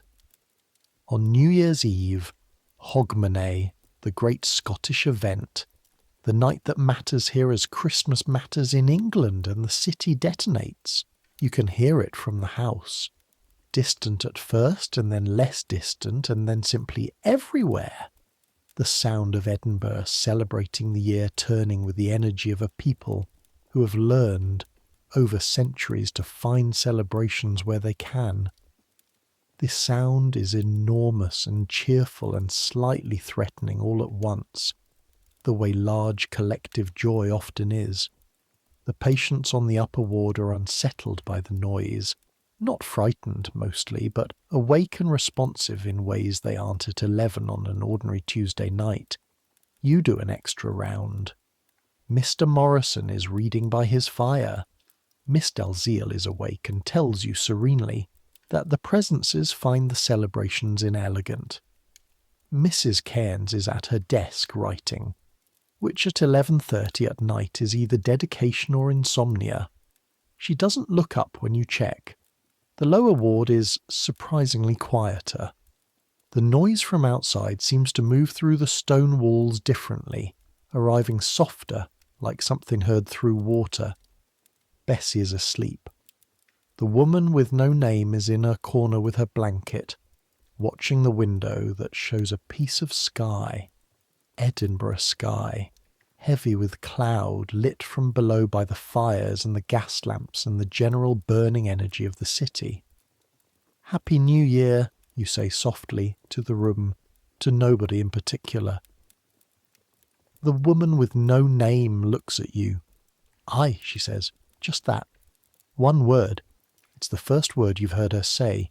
You stand there for a moment, just a moment, holding it. Then you continue your rounds. January in Edinburgh is the coldest month, and the city goes grey and endures it with characteristic northern stoicism. The coal smoke thickens. The closes of the old town become channels of cold air. People move quickly and without looking up. In Caldwell House the petition proceeds. Mr. Menzies writes, informing the House that the Board of Lunacy has reviewed the petition of Mrs. Helen Cairns and found the initial grounds for her committal to be, in the Board's careful language, insufficiently substantiated in terms of the criteria set out in the relevant statutes. This is the Board's way of saying, the 2 doctors who signed her certificate were your husband's doctors. The evidence they presented was your husband's version. The sheriff who signed it was working from that. The petition process will take further time. There will be a hearing. Andrew Cairns will contest. His solicitor will write letters. There will be a counter-examination by a physician independent of both parties. But the Board has found the initial grounds insufficiently substantiated. That's something. That's, in fact, quite a lot. Mrs. Cairns receives the letter on a Tuesday afternoon. You bring it with the mail at 3 o'clock and she knows what it is before she opens it. She opens it standing at the desk, reads it. She doesn't say anything for a moment. Then she sits down and she puts her face in her hands. Not to cry, or not only to cry, but in the posture of someone who's been holding something upright for a very long time and has just been told they can put it down for a moment. You close the door quietly. In the corridor, you lean against the wall. The board moves slowly, you told her. But it moves. The months move differently after. That. Not faster. The mornings are still early and the work is still what it is, and Edinburgh's winter is long and grey, but with a different quality to them, like a page that has had a crease pressed out of it. Not perfect, not flat, but less bound by its own distortions. In February, Miss Dalziel leaves Caldwell House. The Reverend Finley's letter to her brother has the anticipated effect. Miss Dalziel moves to a room in the house of a Quaker family in Morningside, a large, quiet family with a tradition of what they call extended hospitality, which is what people with principles call the practical assistance of those the world has mistreated. She will live there, with regular visits from the Reverend and a simple structure of prayer and walks and household contribution, for several years. You will hear this, months later, through the Reverend who occasionally stops by. Her spiritual presences, she tells you on the morning she leaves, are looking forward to the change of scenery. You help carry her trunk downstairs. At the door she presses your hand. You'll be all right, she says, not as a comfort, as an observation. You're paying attention. That matters. Thank you for the psalm card, you say. She smiles. It found its way to you when you needed it. They usually do. Then she's gone. In March, something happens in the lower ward that you will not tell anyone about for years. The woman with no name wakes up. Not suddenly. It's gradual. Over the course of a week you notice small changes. She eats faster. She looks at things rather than past them. She begins to move around the room during the day rather than sitting in her corner. And then, one morning, she's standing at the small window of the lower ward common room when you come in with breakfast, and she's saying something very softly to herself. You listen. It's a song. Or what was once a song. The melody is recognisable even in the state it's in, half-remembered and soft. You don't know the words, they might be Gaelic. She sings them the way someone sings something they learned so young it lives in a different part of the brain than thought does. She stops when she hears you. She looks at you. That's a nice song, you say. A very long pause. My mother's, she says. You set down the porridge bowls. Is it from the Highlands? Skye, she says.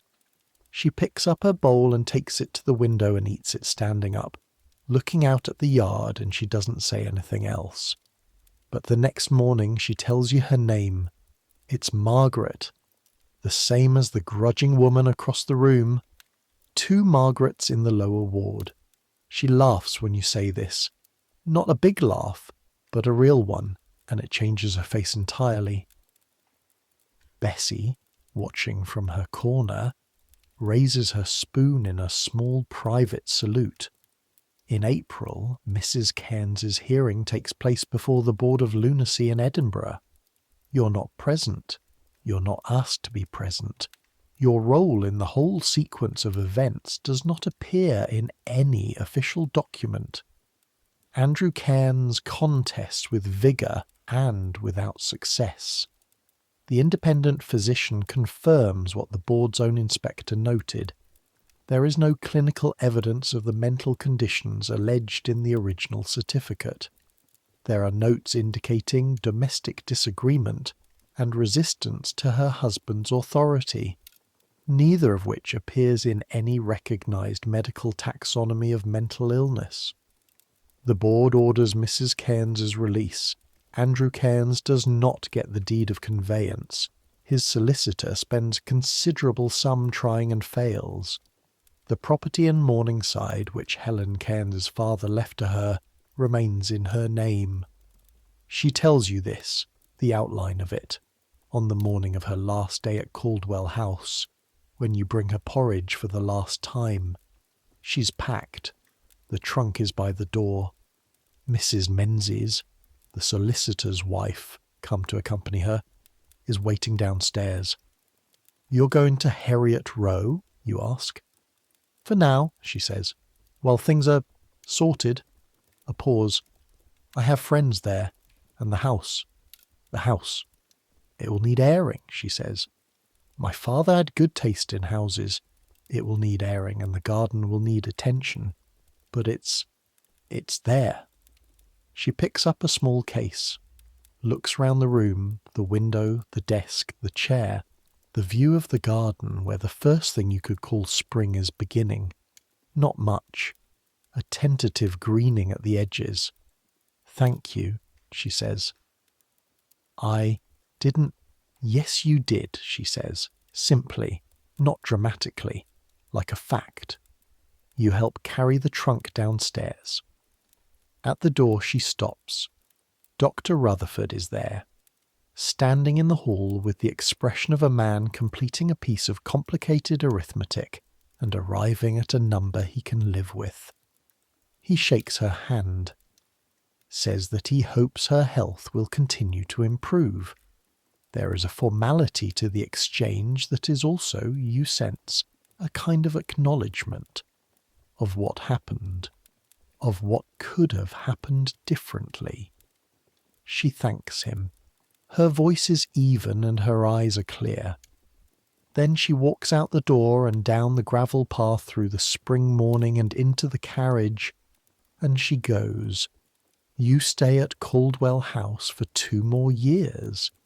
In those 2 years, Mr. Morrison's petition is processed, and he is released into the custody of a solicitor friend who is not his son's solicitor, and the estate dispute moves through the Edinburgh courts with the geological patience of such things, and you hear eventually that Morrison won something. Not everything, but something. He sends a note to Caldwell House, which Angus gives you without comment. The note says only, "You were right about the animals. They can't speak for themselves." Margaret from Skye stays at Caldwell House. She speaks more. She knows the names of everyone on the lower ward. She teaches Bessie the Gaelic words for seagull, sky, and time. You get her a second pot for the windowsill garden. Bessie's time, in the pot that you fetched, grows. She puts it in the porridge in November as promised. It helps, she says. It doesn't fix anything. But it helps. New patients come. New losses.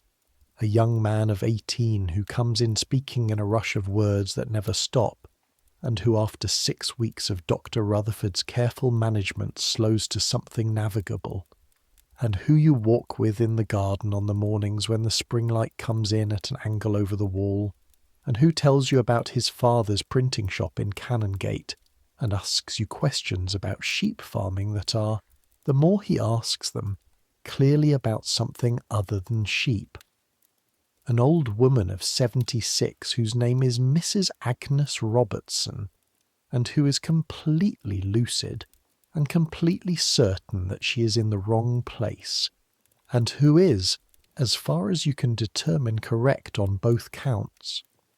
Her family, when you raise this with Angus, who raises it with Dr. Rutherford, who raises it with the parish, is told that Mrs. Robertson has nowhere else to go, and that the parish's capacity to create somewhere else to go is limited, and that she will therefore remain. She does. You bring her porridge every morning for 14 months.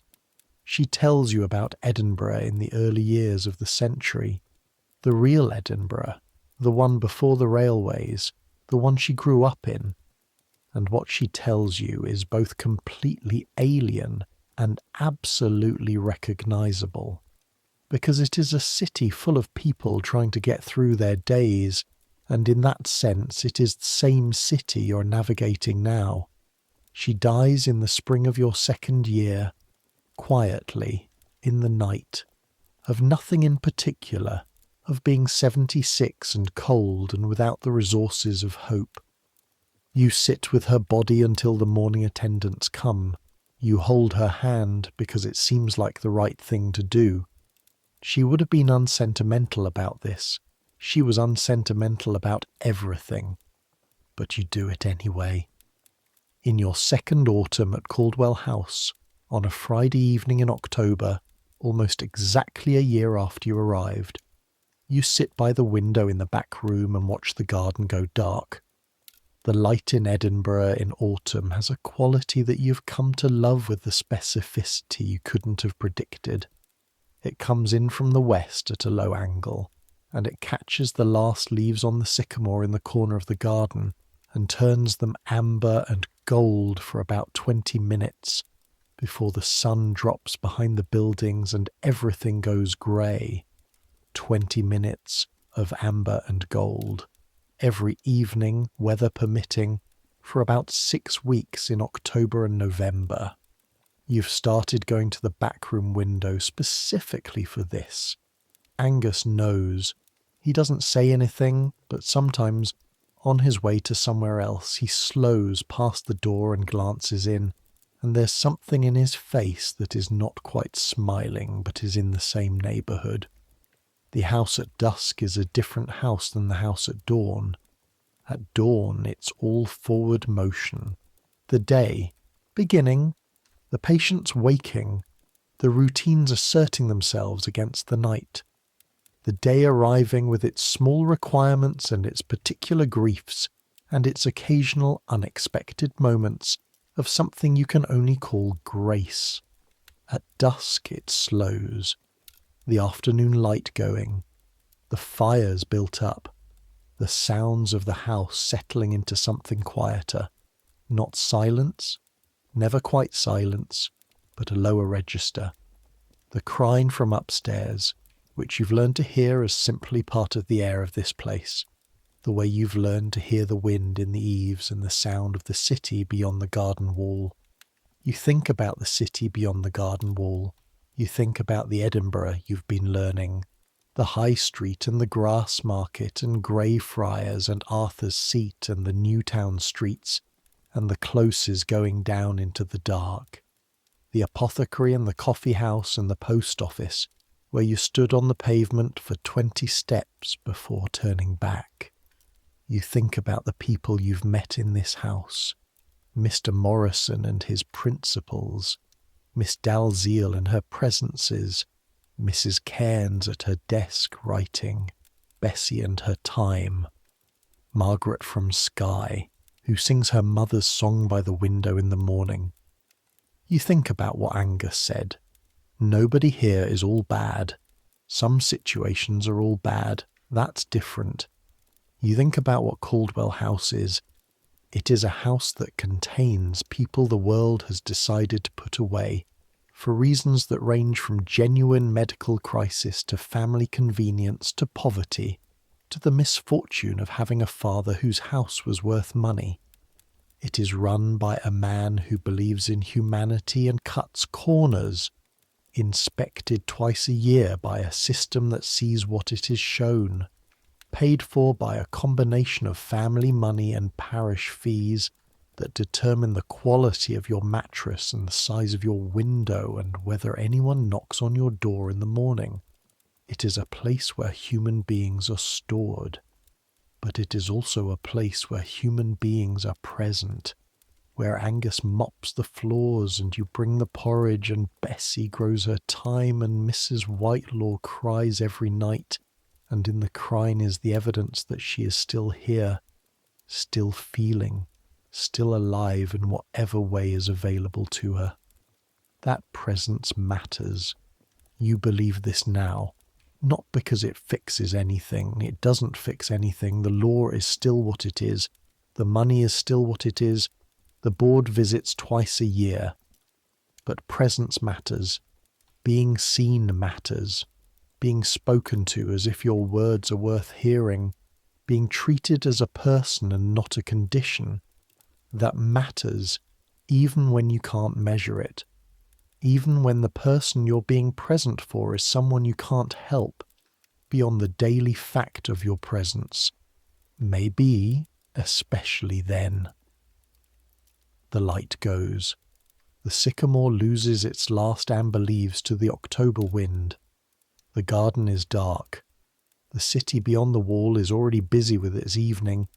The taverns and the coffee houses and the gas lamps coming on along the main streets, and somewhere in the distance the sound of a fiddle from somewhere you can't identify. Edinburgh at night. The city that never quite sleeps.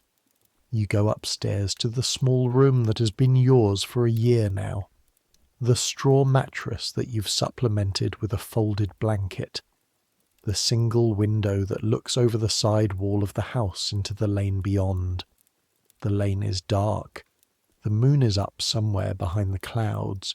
You can see the diffuse light of it, and the stars are somewhere above the coal smoke and the autumn clouds, invisible but present.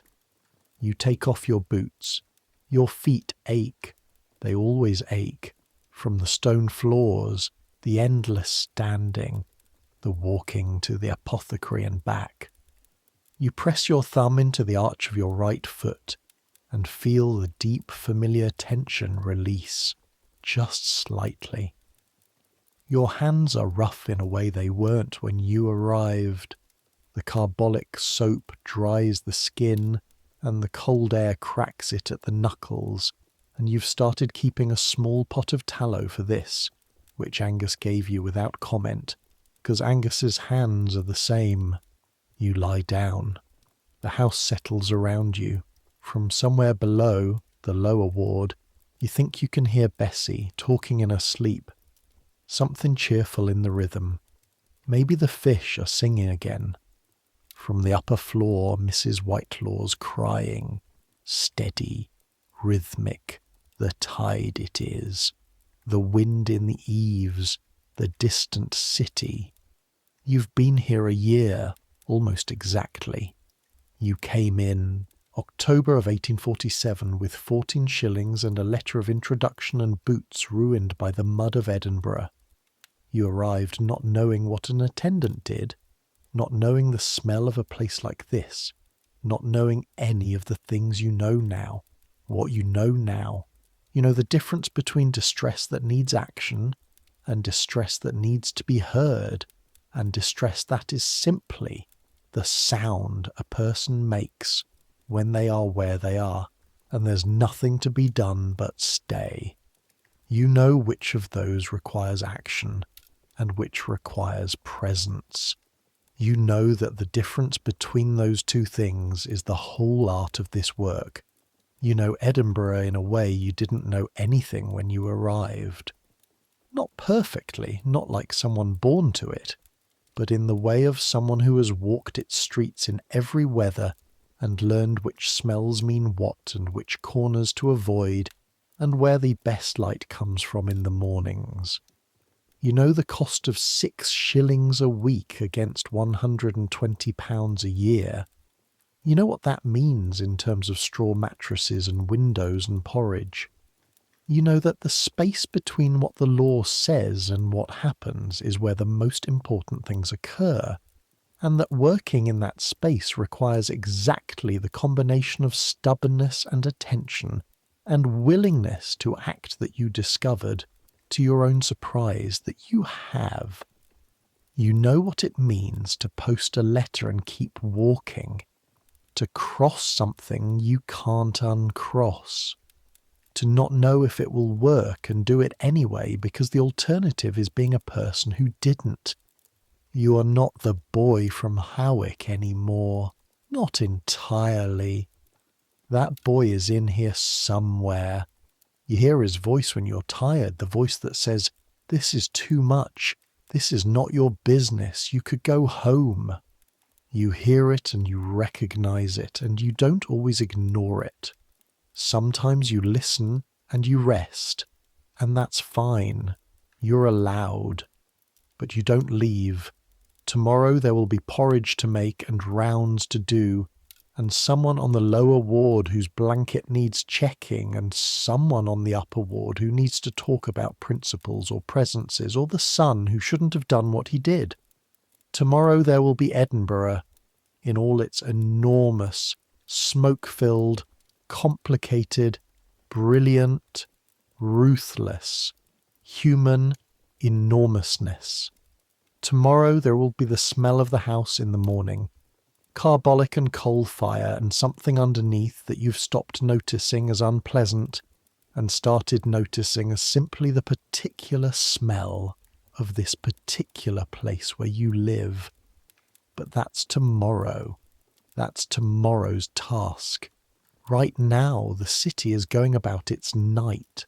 The watermen are tying up their boats on the Leith docks. The coffee houses on the high street are in the middle of whatever argument is happening tonight. Politics, probably, or religion or science, since someone in Edinburgh is always arguing about science. The closes of the old town are doing what they do in the dark. Somewhere in Heriot Row, Helen Cairns is in her father's house. Whether she is sleeping or writing or looking out the window at the Newtown streets, you don't know, but she is there. That is a fact. It exists in the world as a thing that happened. Somewhere in the upper ward, Mr. Morrison is reading by his fire, or he was, before the hour got too late. He'll be taken care of. The courts move slowly, but they move. In the lower ward, Margaret from Skye is asleep in the corner she's made her own, with the blanket she holds around her shoulders every morning, and somewhere in her sleep there may be something that sounds like a song, her mother's song, from Skye, kept alive in a part of the brain that 7 years of hard weather and 3 years in a stone-floored ward could not reach. In a pot on the lower ward windowsill, Bessie's time is alive. Small and green and genuinely alive, in a pot on a windowsill in a stone house in Edinburgh, in October in 1847. You close your eyes. The sounds of the house come through the floor, gentle now, the night sounds, the sounds of people sleeping or not sleeping, breathing or not breathing quite easily, present or somewhere else. The sounds of the city come through the window, gentler still, filtered by distance and stone, the background hum of a place that is always happening, that has always been happening, that will be happening long after every person currently in this building has become one of those stones in Greyfriars with a name and 2 dates and a dash between them. You are here. You're 21 years old. You're a person who has been present for other people in the specific and unglamorous way that this house requires, and you have done it well enough, and badly sometimes, and you have learned from both. That's enough. That's more than enough. The future is dark, the way the lane outside is dark, not threatening, just unknown. You'll navigate it when you get there, the way you've navigated everything else, with attention and stubbornness and the willingness to walk back to the post office when you've already passed it. Let sleep come. Let the sounds of the house settle under you like the stone floors settle under your feet, familiar and cold and real. Let Edinburgh go about its night. Let your body, which has been carrying you through this day and all the days before it, finally put everything down. You've earned this, the blanket, the dark, the distant sound of the city, the particular quality of the Edinburgh night, which is not the night of anywhere else, not the borders, not the countryside, not any place you've been, but this place, this cold and beautiful and ruthless and human place, where you have, without quite planning it, become someone Centuries will pass. This house will be something else. The particular smell of carbolic and coal fire and human suffering, gone. The garden where the crow sat on the wall, built over probably or transformed into something with neat hedges and a recycling bin. The lower ward's stone floors, polished perhaps, or covered. The record of 6 shillings a week, buried under something that doesn't ask what it cost. The law will change. The Lunacy Act Scotland will be passed in 1857, tightening regulation of licensed houses. The Commission in Lunacy will have more power. The inspections will become more rigorous. Slowly, very slowly, some of the worst things will stop happening. Slowly, but the city will still be there. Edinburgh will still be standing on its ridge, with the castle at the top and the closes going down into the dark, and somewhere in the city people will still be trying to get through their days, different troubles, different silences, but the same fundamental human project of being present in a world that does not always make it easy. There will still be people in houses like this one, different houses, different names, different treatments, kinder, more careful, more scientifically informed. But there will still be rooms where people are put when the world outside the room doesn't know what to do with them, and there will still be people whose job it is to bring the porridge and knock on the door and say good morning and mean it. That doesn't change. The need for someone present doesn't change. The human heart doesn't change. The need for rest at the end of a long day, that doesn't change either. So let it come. Let sleep take you the way the night takes the city, quietly, gradually, until the edges of things go soft and the sounds become something else, and the boundary between here and not here dissolves. You're warm enough. You're fed enough. You're safe enough. You have a roof over your head and work that matters and people who are counting on you to show up tomorrow and do it all again. That's more than a lot of people have. That's enough. Let your thoughts slow and soften and finally stop. You've been paying attention. You can stop now, until morning, until the porridge and the rounds and the knock on the door and the good morning and the whole business of being present, which starts again tomorrow, but not tonight. Tonight, rest. The time is growing. The letters have been sent. The crow is off the wall. The petition is moving. Good night.